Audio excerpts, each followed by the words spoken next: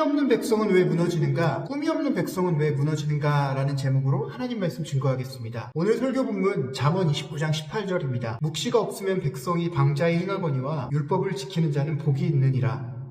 묵시는 환상적인 공상이 아니라 하나님이 주신 방향과 비전, 소명을 의미합니다. 그러면 환상이 아닌 나를 살리는 이상에 대해서 오늘 한번 파헤쳐 보도록 하겠습니다. 꿈을 가지라는 말이 공허해진 시대에 우리는 살고 있습니다. 요즘 청년들에게 꿈을 가져라는 말은 오히려 폭력처럼 들립니다. 현실은 팍팍하고 노력해도 보장되는 건 없고 성공한 사람들은 이미 앞서 있고 뒤늦게 시작한 우리는 늘 비교 속에 있습니다. 그래서 많은 청년들이 이렇게 말합니다. 차라리 꿈 같은 거 안 갖는 게 덜 아프다. 하지만 성경은 단호하게 말합니다. 묵시가 없으면 백성이 망한다. 성경은 꿈이 있으면 그렇다고 성공한다고도 말하지 않습니다. 꿈이 없으면 살아갈 수 없다고 말합니다. 성경이 말하는 꿈은 정신분석에서 말하는 환상이 아닙니다.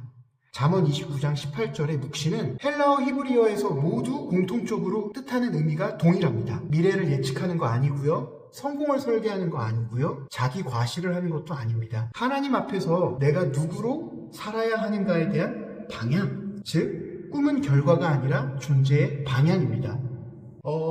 제가 누누이 강조하듯 환상은 이미지를 붙들게 하지만 소명은 정체성을 붙들게 합니다. 그럼 왜 심리학적으로 꿈이 없으면 인간은 무너질까요? 정신분석과 임상심리는 공통적으로 말합니다. 인간은 미래를 향한 의미 구조가 붕괴될 때 가장 깊은 무기력과 중독에 빠진다. 꿈이 없으면 사람은 반드시 대체물을 찾습니다. 쾌락, 중독, 비교, 자기 비하, 타인의 인정. 꿈이 없을 때 인간은 방종해지는 게 아니라 살기 위해 무너집니다. 그래서 잠언은 말합니다. 묵시가 없으면 방자히 행한다. 방자는 타락이 아니라 의미 없는 생존 상태입니다. 그럼 모든 꿈이 옳을까요? 아니요.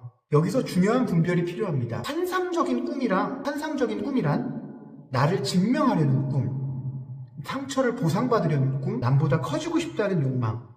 이것은 결국 나를 더 소모시킵니다. 하지만 성경적으로 말하는 이상, 소명은 내가 감당해야 할 책임을 묻는 꿈, 오늘의 나를 살아있게 만드는 방향, 결과보다 준비를 요구하는 꿈을 뜻합니다. 다시 말해 소명은 나를 드러내지 않고 나를 살아있게 합니다. 꿈이 있으면 그럼 성취된다는 말의 진짜 의미는 무엇일까요? 이 말은 오해되기 쉽습니다. 하지만 성경은 명확하게 말합니다. 아니, 성경은 명확하게 말하지 않습니다.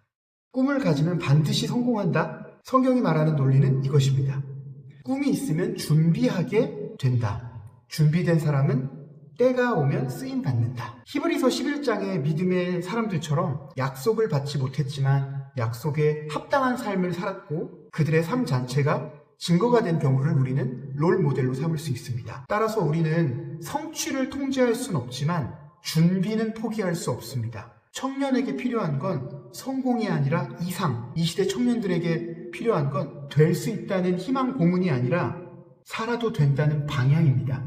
내가 왜 공부하는지, 왜 견디는지, 왜 무명으로 성실해야 하는지 그 답이 없으면 사람은 반드시 자신을 혐오하게 됩니다. 이상은 나를 위대하게 만들기보다 나를 무너지지 않게 만듭니다.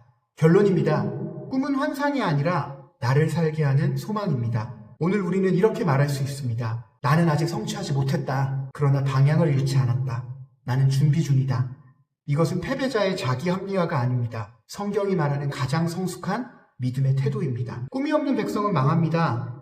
그러나 이상을 품은 사람은 당장 성공하지 않아도 살아 있습니다. 기도로 마무리하겠습니다. 주님, 이 시대 청년들에게 환상이 아니라 이상을 주옵소서, 비교가 아니라 방향을, 조급함이 아니라 준비를, 즉각적 성취가 아니라 살아있게 하는 소망을 주옵소서. 아멘.